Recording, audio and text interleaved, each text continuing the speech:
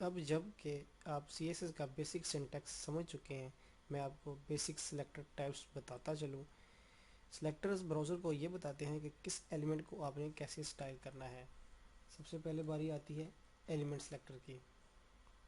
Element selector just select tag का name है। आप किसी भी टैग को टैग का नाम लिखकर स्टाइल कर लें। लाइक लिखा हुआ एग्जांपल में पी के ऊपर हमने font size font family implement की हुई है।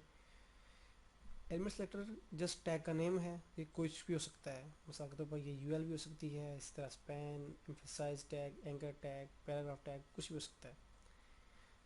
ये लिखने के तरीके का नुकसान ये है कि ये स्टाइल ग्लोबली अप्लाई हो जाएंगे। लाइक पूरी वेबसाइट के अंदर कहीं भी पी का टैग आ रहा है तो उसके ऊपर ये फॉन्ट फैमिली इंप्लीमेंट हो जाएगी, और ऐसा हम कंटेंट की CSS लिखते वक्त बहुत कम करते हैं। दूसरी बारी आती है क्लास सेलेक्टर की।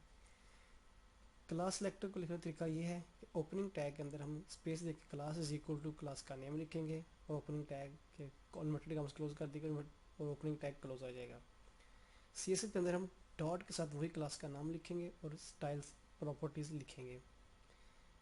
क्लास का फ़ायदा ये है कि एक क्लास को आप एक पेज के अंदर जितनी दफ़ा चाहें यूज़ करते हैं और जितने एलिमेंट्स पे चाहें यूज़ कर सकते हैं। लाइक इसी क्लास को आप H2 पे, पैराग्राफ पे, एंकर पे, डिव पे जितनी दफ़ा चाहें और जिस एलिमेंट पे चाहें इस्तेमाल कर सकते हैं। तीसरी बारी आती है आईडी सेलेक्टर की। आईडी सेलेक्टर को लिखने का तरीका बिल्कुल CS क्लास सेलेक्टर की तरह का है। डी ओपनिंग टैग के अंदर हम ID is equal to ID का नेम देंगे, और उसी तरह CS के अंदर ID के ऊपर का नाम लिख कर स्टाइल लिखेंगे। लेकिन CSS के अंदर हम जैसा कि क्लास सेलेक्टर को लिखते हैं डॉट नोटेशन के साथ, इसको लिखेंगे हम ID यानी कि हैश नोटेशन के साथ। एक फ़र्क तो क्लास सेलेक्टर और आईडी सेलेक्टर में ये है कि वो डॉट से लिखते हैं और ये हैश से लिखते हैं। दूसरा फ़र्क ये है कि एक पेज के अंदर सिर्फ और सिर्फ एक ही आईडी का एलिमेंट होगा। आप एक पेज के अंदर मल्टीपल आईडीज़ सेम नेम के यूज़ नहीं कर सकते, क्योंकि आईडी हमेशा यूनिक होता है।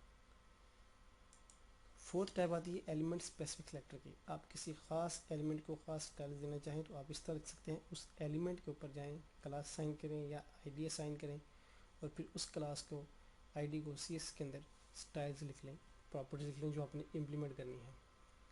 क्लास और आईडी सेलेक्टर के नेम किस तरह लिखते हैं, इनके दो रूल हैं। पहला रूल है नो वाइट स्पेस और स्पेशल करेक्टर, मतलब उसके नाम के लफ्ज़ के अंदर दो वर्ड नहीं होंगे। अगर होंगे तो उसके दरमियान स्पेस नहीं होगी, या तो अंडरस्कोर आएगा या आप डैश लगा सकते हैं। दूसरा रूल यह है कि सेंसिटिव है।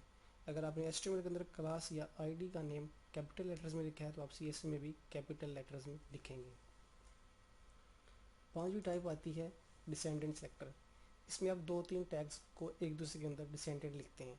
लाइक आप ये चाहते हैं कि मुझे ख़ास एलिमेंट के अंदर जो ख़ास एलिमेंट है उसको ये स्टाइल देने हैं, और कहीं भी वो स्टाइल नहीं देने, तो क्या लिखेंगे, उस एलिमेंट से पेरेंट की तरफ जाएंगे, लिखेंगे सबसे पहले पेरेंट, फिर उसका कंसेक्टिव वही नेसेसिव एक्सेसिव चाइल्ड, उसके आगे उसका फर्दर चाइल्ड, अंटिल का आपका रिक्वायर्ड सेलेक्टर ना आ जाए। लाइक ये हर उस पेन को कलर ब्लू देगा जो कि P के अंदर है, और वो P फर्दर डिव के अंदर है। ये सिलेक्टर आप स्पेस दे के जितने मर्जी लिख सकते हैं, लेकिन कोशिश करने के लिए 3 से ज़्यादा ना हो। उसके बाद बारी आती है लिखने की टेक्निक भी है ग्रुपिंग सेलेक्टर्स।